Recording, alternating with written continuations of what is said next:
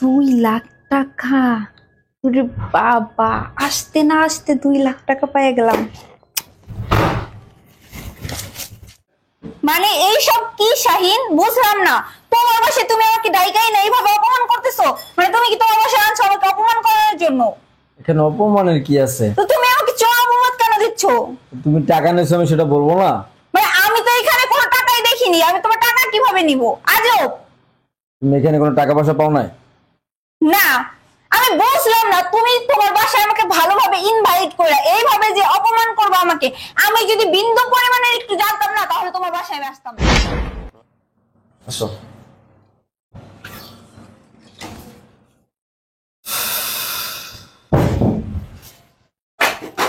আচ্ছা শোনো, তুমি বসো এখানে, আমি একটু ফিরে এসে আসি। হ্যাঁ আচ্ছা ঠিক ঠিক আছে। আছে, ওকে।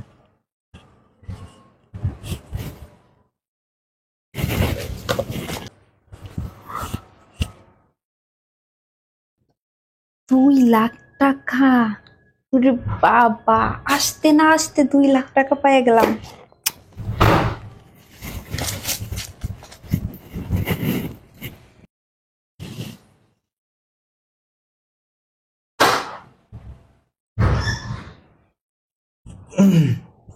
তারপর কোনো অসুবিধা হইতেছে না তো?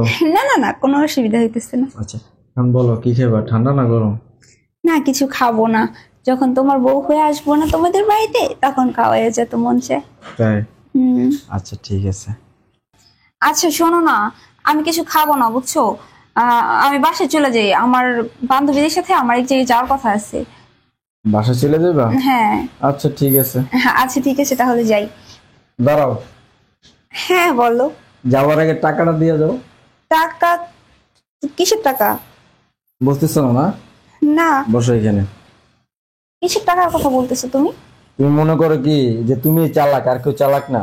মানে এইসব কি শাহিন, বুঝলাম না। তোমার বাসায় তুমি আমাকে ডাইকাই না, এইভাবে অপমান করতেছো। মানে তুমি কি তোমার বাসায় আনছো আমাকে অপমান করার জন্য?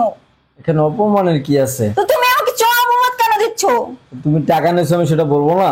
মানে আমি তো এখানে কোনো টাকাই দেখিনি, আমি তোমার টাকা কিভাবে নিব? আজব। তুমি এখানে কোনো টাকা পয়সা পাও নাই? না, আমি বুঝলাম না। তুমি তোমার বাসায় আমাকে ভালোভাবে ইনভাইট করে এইভাবে যে অপমান করবে আমাকে, আমি যদি বিন্দু পরিমাণের একটু জানতাম না তাহলে তোমার বাসায় আমি আসতাম না।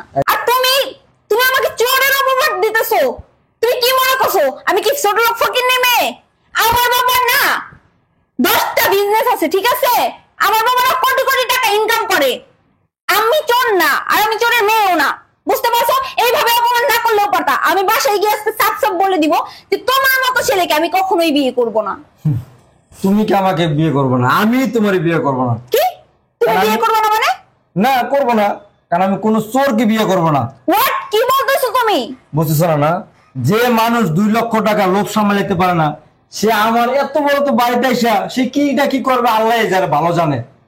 আচ্ছা, তোমার কাছে কি প্রমাণ আছে যে আমি তোমার টাকা নিছি? কি প্রমাণ আছে? আমার এই বাসায় সিসি ক্যামেরা, তুমি সেটা জানো? প্রমাণ দরকার তোমার? প্রমাণ না? আচ্ছা দেখো, প্রমাণ দেখো।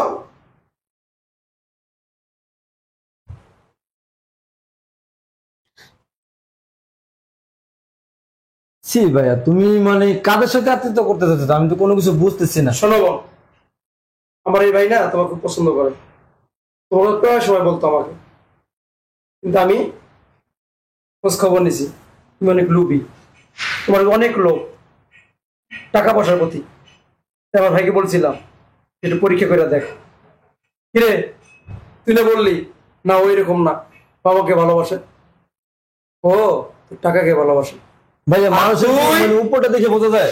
এমন একটা মেয়ের সাথে সম্পর্ক করস যাকে বিবাহ করে আসলে, বাসা নিয়ে আসলে, এই যে আমাদের কোটি কোটি টাকার সম্পদ তো নিঃশ্বাস করে দিবে। তাই আমি তোর বড় ভাই হিসাবে আমার যে দায়িত্বটুকু ছিল আমি তোকে ধরাই দিছি। এখন তুই সিদ্ধান্ত নে, তুই বিবাহ করবি না করবি। ঠিক আছে ভাই, ধন্যবাদ। দেখো, আমি ভুল করে ফেলছি, আমার মাফ করে দাও। তুমি এটাকে ভুল বলে? একটা মানুষের জিনিস একটা না বইলা ধরা এটাকে ভুল বলে? তুমি তো ছোট বাচ্চা না, তুমি এখন ম্যাচিউরড। আর তুমি একটা বাসায়, তোমার সাথে বিয়ে হয় না, স্বাধীনের মধ্যে কথাবার্তা চলতেছে, তুমি এই ভিতরে তুমি আমার বাসায় এসে তুমি 2 লাখ টাকা সামলাইতে পারলা না, তুমি তো ভবিষ্যতে তুমি আমার ফকির বানাই ফেলাইবা। দেখো, আমি ভুল করে ফেলছি, প্লিজ আমাকে মাফ করে দাও। মাফ করে দেব তোমাকে। হ্যাঁ, তুমি ভুল করছো, এটা ভুল। একটা মানুষের জিনিস না বলে ধরা, এটা কত বড় যে অন্যায়, কত বড় যে অপরাধ, তুমি সেটা জানো? যে সামান্য 2 লাখ টাকার লোভ সামলাইতে পারে না, সে আমার এই কোটি কোটি টাকার লোভ কিভাবে সামলাইবো? তুমি তো আমার ফতুর বানাই দেবা মুহূর্তের ভিতরে। আর তোমার টাকা তুমি আমাকে বলতা, তুমি না বললে কেন ধরছো?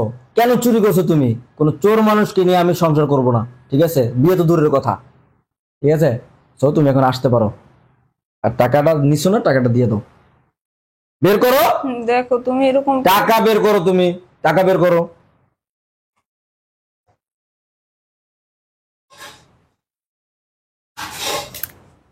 আসো, আসো। ফার্দার কোনোদিন আমার সামনেও পড়বো না, আর আমাকে কখনো নকও দিবে না, বলে দিলাম আমি। আমার বাড়ির 30 মানে তোমাকে না দেখে আমি ভুল করে ফেলছি। আমি তোমাকে মাফ করতে পারবো। বের হও তুমি। কোন চোরকে কোনোদিন ক্ষমা করা যায় না। বের হও ফাজিল। কিভাবে মানে টাকাটা পায়ে লয়ে লিছে? ভাইয়া ঠিকই বলছিল যে আসলে মানে ওটা পরীক্ষা করা দরকার। পরীক্ষাটা করছে দেখি মানে ধরাটা খেয়ে গেছে। তা না হলে তো মানে ও আমার বাসায় এসে তো আমার সব সম্পত্তি হাতে তো নিত। আর যে কি করতো আল্লাহ মাহবুব জানে। আর আমার মনে হয় আমি যে কাজটা করছি, যারা সম্পর্ক করিয়া এই ভবিষ্যতে বিয়ে শাদী করার কথা চিন্তা করতেছেন, তারা আমার মতো এরকম বিয়ের আগে পরীক্ষা করে নেবেন, তাহলে আপনারা কেউ ঠকবেন না।